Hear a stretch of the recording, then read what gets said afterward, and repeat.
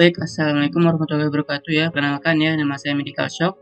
Dan kali ini kita akan membahas tentang morbilli ya, atau campak ya, atau bisa dibilang measles atau morbillivirus ya, gitu. Sama aja ya. Oke, kita pertama-tama dari definisinya dulu nih ya. Yang mulai dari definisinya itu, jadi itu campak itu apa? Ya, atau morbilli itu apa?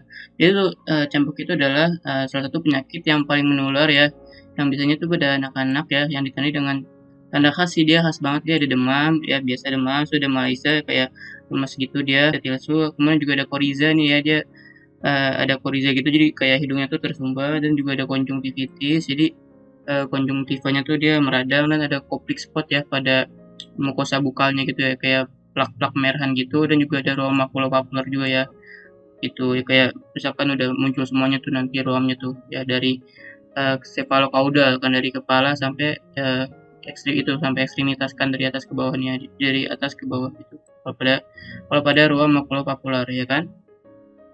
Oke, untuk etiologinya itu disebabkan oleh spesies virus measles ya. Virus measles, genusnya itu dia genus morbillivirus ya. Ini juga ada ya, ini virusnya seperti ini ya, ini ya. Ya, itu untuk itunya virusnya dan keluarganya tuh Paramyxoviridae ya. Ya. Kemudian untuk virusnya itu dia jenis itu dia single stranded RNA dengan dia negative sense ya, negative sense yang dia bisa bereplikasi juga kan nanti kalau misalkan menginfeksi sel-sel epitel yang ada di saluran pernapasan ya kan gitu. Dan juga penyebab utama nih ya, hati-hati ya kematian terutama pada kalangan anak kecil ya. Biasanya sih anak kecil sih yang kena campak atau kondisi-kondisi imunokompromis ya seperti HIV, AIDS ya atau pneumonia gitu kan. Dengan area yang vaksinnya campaknya itu rendah ya. Nah, apa tuh dengan area yang vaksin campak rendah yaitu ya ini vaksinnya tuh vaksin MMR. MMR apa aja tuh? Jadi MMR tuh singkatannya ini measles, ya, mumps, measles gitu, measles, mumps ya virus mumps ya yang parotitis itu sama rubella ya, rubella. MMR nih, kalau misalkan dia nggak vaksin MMR ya ini ada kemungkinan besar itu dia campak gitu kan dengan ada tanda khasnya seperti koplik spot ya, koplik spot dan ruam makulopapular ya kan. Dan juga di sini juga kontaknya nih ya transmisinya itu melewati airborne ya atau droplet ya misalkan ada keluarga sebelumnya tuh yang terkena campak gitu kan ya kemudian nanti terinfeksi gitu kan melalui batuk atau bersihnya ya dan ini sangat infektif banget ya kalau pada campak tapi bisa dicegah sama vaksin ya makanya nih vaksin MMR ya itu harus vaksin MMR biar kenapa biar imun tubuhnya tuh kita udah ada ya nanti kalau misalkan ketemu sama virusnya itu nanti langsung dihajar sama sel imun kita ya kan gitu.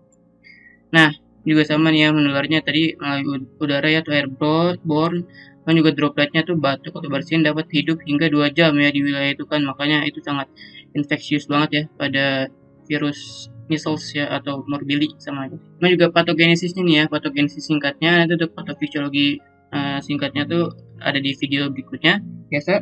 Nah ini untuk patogenesisnya itu disebabkan oleh kontak droplet aerosol ya kontak droplet aerosol tadi melalui bersin atau batuk dan port di entry-nya tuh ya tempat masuknya tuh ya pasti saluran napas dan konjungtiva lah ya itunya. Jadi kalau misalkan konjungtiva berarti kan dia kenanya kan di mata kan di konjungtivanya kan misalkan dia kenanya di mata ya lewat droplet gitu. Dan juga pertama-tama kita ada ini ya ada 4 fase sih ya fase pertama, fase kedua, fase ketiga dan fase keempat ya. Jadi ini singkatannya apa tuh? Singkatnya berarti IPR aja ya. IPR. Apa tuh inkubasi, prodromal, exanthem dan recovery atau convalescent. Yang dimana kalau misalkan inkubasi itu dia gejalanya tuh 8 sampai 12 hari ya, sekitaran 8 sampai 12 hari. Kalau inkubasi dan biasanya tuh dia asimptomatik ya bisa aja sih kayak ada batuk ya demam virusnya tuh udah sampai migrasi sih ya ke KGB regional dan menyebabkan viremia primer nanti ke organ reticuloendothelial system ya soalnya kan nanti kan diambil ya sama sel makrofag atau dendritiknya nanti dipresentasikan oleh makrofag ya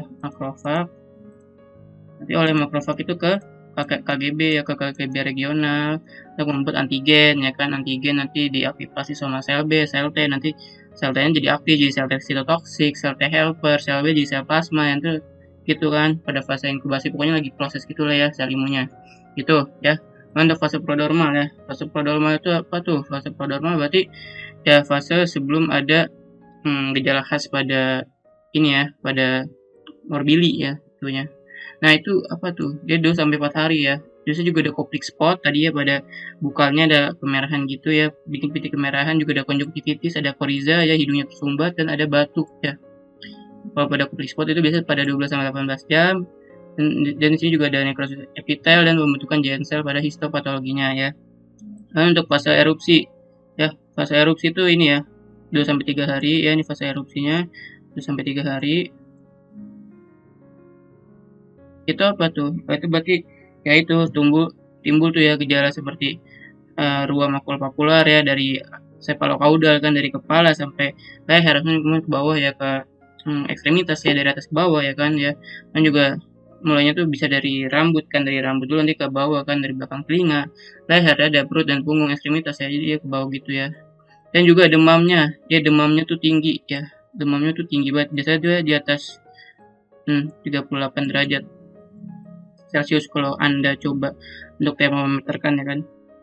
Dan juga di sini fase erupsi itu aslinya udah bagus sih fase erupsi ya, kalau dari dilihat dari sistem imunnya, soalnya itu masuknya tuh ada sistem imun ini ya, sistem imun yang termediasi ya, sistem imun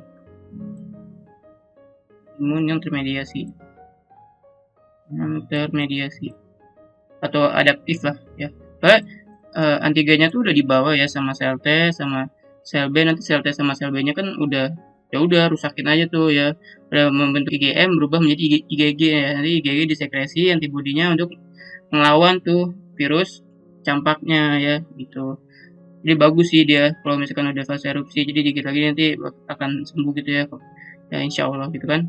Dan juga kita dapat replikasi virus dan lain-lain ya.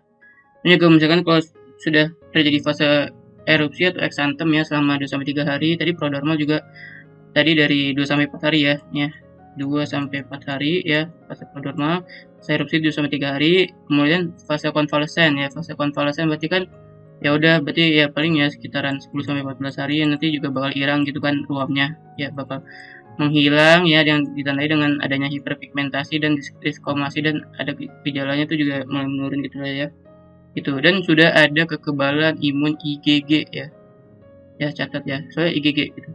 So kalau masih kan dia di tes serologi campak ya, masih IgM, di tes serologi campak misalkan 4 hari setelah ruam ya, ada nih IgM, berarti dia masih campak ya. Ya udah, berarti belum sembuh ya. Ya, kemudian untuk diagnosisnya harus tahu koplik spot ya. Koplik spot tadi ya itu pada fase prodromal ya. Ini sensitivitasnya sih 70% sih ya fase prodromal ya. Di fase prodromal itu berlangsung selama 2 sampai 4 hari ya, 2 sampai 4 hari. Yang dimana tuh nanti kalau misalkan pada mukosa bukalnya kita lihat ya, ini dengan spatula ya, itu kelihatan nih ya, bintik-bintik merah gitu ya, atau bintik-bintik putih gitu nih ya. Ini koplik spot namanya guys ya. Nah, ini putih-putih juga tuh koplik spot ya. Kayak agak-agak eritema sih. Nah, kemudian kalau ada koplik spot apa tuh muncul ya, setelah itu muncul pada fase eksantem ya, ini kan eksantem ya seluruh tubuh gitu ya, eritema ya. Langsung nih 2 sampai 4 hari langsung jadi fase eksantem ya, ini eksantem. Eksantem selama apa tuh? Selama 2 sampai 3 hari kan nih, selama 2 sampai 3 hari. Jangan lupa ya inkubasinya tuh sama prodromalnya tuh tadi 8 sampai 12, prodromalnya 2 sampai 4 tadi pada koplik spot. Kan pada eksantem ini terdapat ruam makulopapular ya, ini semua ini pokoknya ruam makulopapular ya, dengan eritema sini ya. Dan juga ada ini tadi ya pada fase prodromalnya kan 10 sampai 14 hari itu sekian gitu kan, itu bisa aja ada gejala batuk, hidung tersumbat dan ada konjungtivitis ya, tapi nggak semuanya ada sih. Pokoknya ini salah satu aja sih. Soalnya kan nggak spesifik ya kalau masih fase prodromal gitu kan, bisa juga asimptomatik sih. Dan juga pada anamnesis ya, pada anamnesis ini key point-nya nih ya, ini key point sumpah. Ini kunci nih. Misalkan ada nih pas dicek ada koplik spot, wah koplik spot. ada ruam makulopapular, wah ada ruam makulopapular. Kemudian kita tanya, ibu atau bapak anaknya itu riwayat vaksin MMR nggak sebelumnya? Kalau misalkan tidak riwayat vaksin MMR itu udah kemungkinan banget itu dia adalah measles ya. Misalkan udah ada koplik spot sama makulopapular, pokoknya itu ya. Dan biasanya kalau diagnosisnya sih berdasarkan anamnesis dan PF ya pada campak. Jarang kalau pakai pemeriksaan penunjang. Itu kalau misalkan kita 50-50 sih. Dan juga tadi juga sama nih ya perjalanannya. Tadi biasa ya pertama dari fase inkubasi dulu, fase prodromal, fase exantem ya. Setelah itu fase ini ya recovery gitu.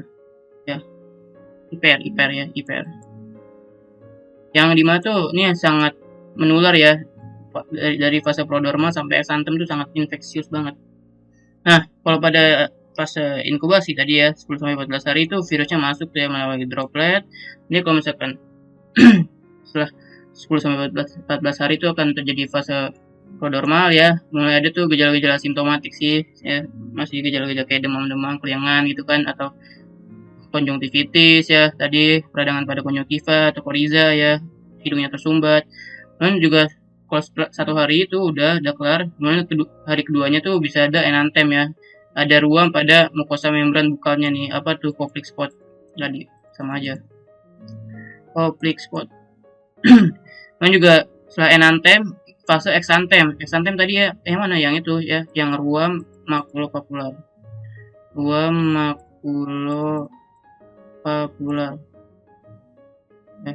Setelah itu apa? Setelah itu berarti fase recovery yang dimana itu dia 10-14 hari ya. 10-14 hari itu yang mana ini biasanya tuh robnya tuh udah mulai hilang sih.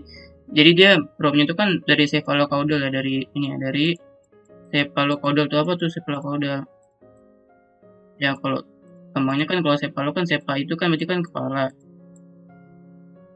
Udah berarti kan ekor ya kan. Jadi robnya dari mana ya? Robnya berarti dari kepala sampai ekor kan, mulainya dari atas tubuh kemudian sampai ke ekstremitas ya kan, gitu sama aja. Nanti juga kan kalau robnya mulai hilang nanti akan terbentuk imunitas ya atau imunoglobulinnya tuh IgG ya,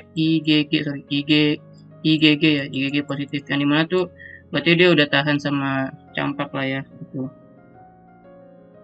Jadi ini jadi key point-nya di sini ingat aja nih ya 3C, koplik spot dan ruam makulopapular ya pada fase prodromal dan fase exantemnya ya.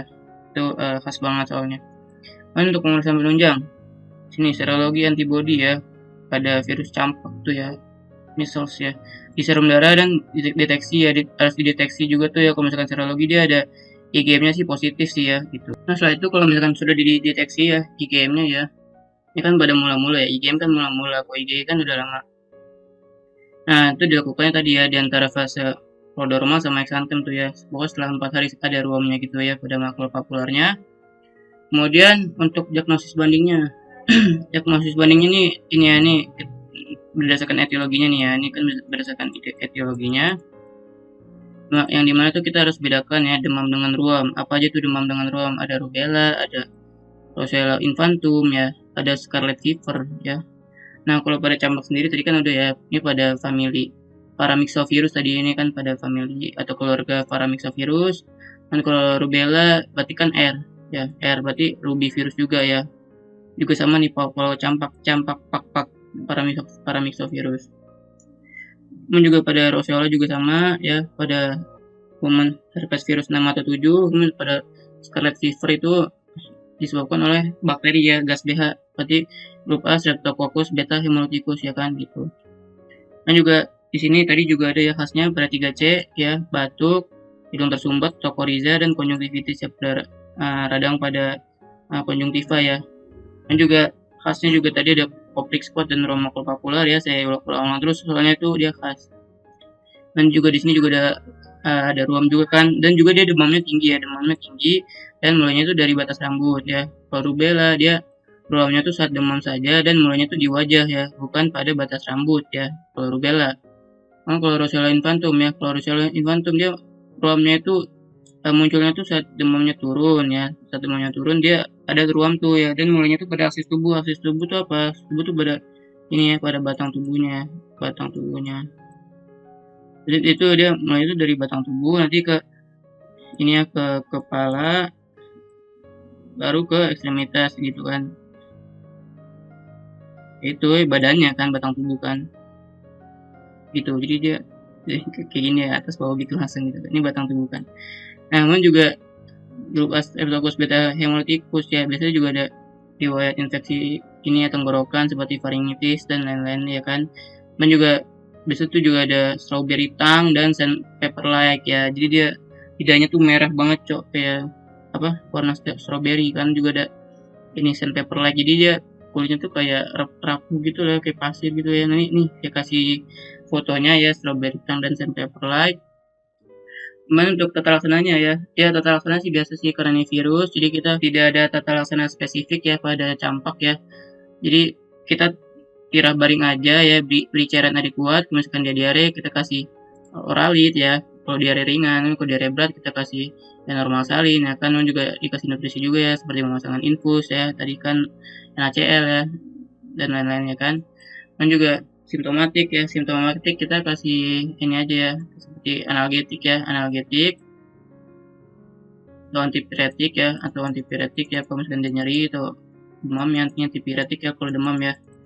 Antipiretik seperti apa, paracetamol ya 10 sampai 15 mg per kilogram ya, nanti dikali berat badannya berapa ya. Dan juga intravenous sih kalau misalkan dia berat banget itu ya, itunya ya, campaknya.